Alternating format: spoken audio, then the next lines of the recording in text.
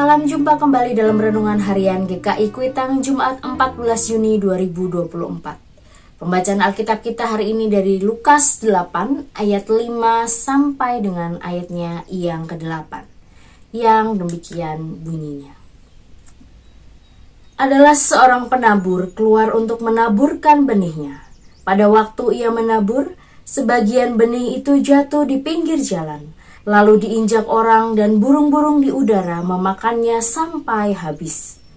Sebagian jatuh di tanah yang berbatu-batu, dan setelah tumbuh ia menjadi kering karena tidak mendapat air. Sebagian lagi jatuh di tengah semak duri, dan semak itu tumbuh bersama-sama dan menghimpitnya sampai mati. Sebagian jatuh di tanah yang baik, dan setelah tumbuh berbuah 100 kali lipat.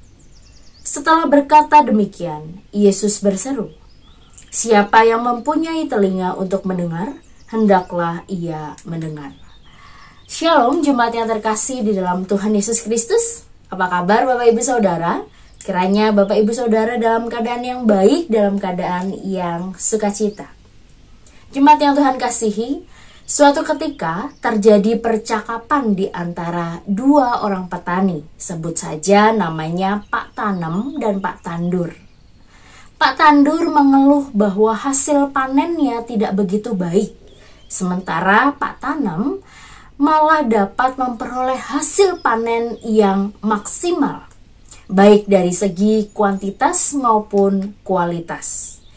Pak Tandur merasa heran karena benih yang dipergunakan sama dengan yang dipakai oleh Pak Tanem.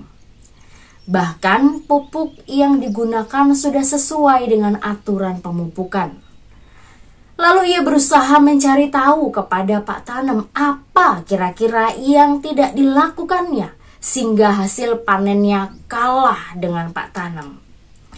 Setelah berdiskusi, barulah ia tahu bahwa selama ini Pak Tanem juga menggunakan pupuk organik untuk memelihara kualitas tanah miliknya. Menurut Pak Tanem, pengguna pupuk kimia lambat laun akan menurunkan kualitas tanah yang menjadi media tumbuhnya tanaman.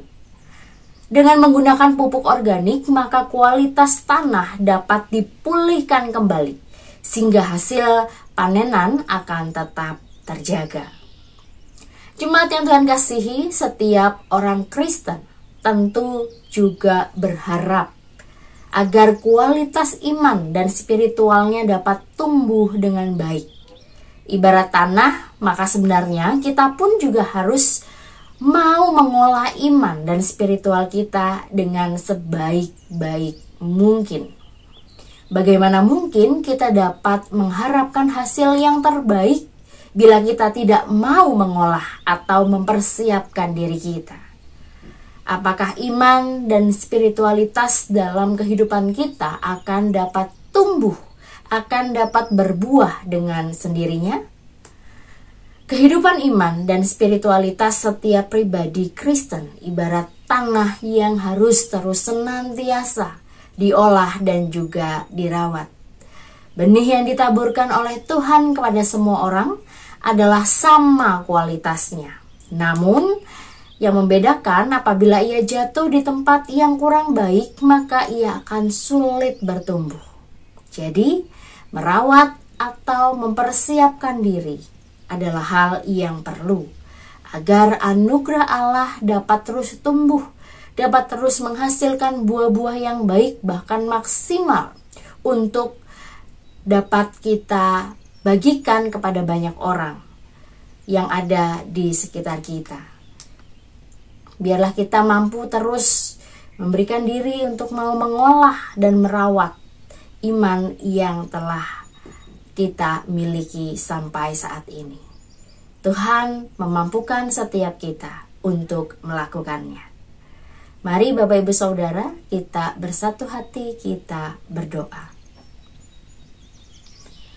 Ya Tuhan, setiap kami Engkau berikan anugerah demi anugerah yang sama.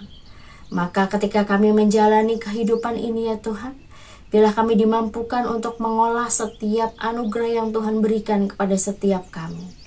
Sehingga Ketika kami mampu mempraktikkannya dalam kehidupan kami, hal itu dapat menjadi berkat bukan hanya bagi diri kami, tetapi juga bagi setiap orang yang ada di sekitar kami. Dalam nama Tuhan Yesus Kristus kami telah berdoa dan memohon. Amin.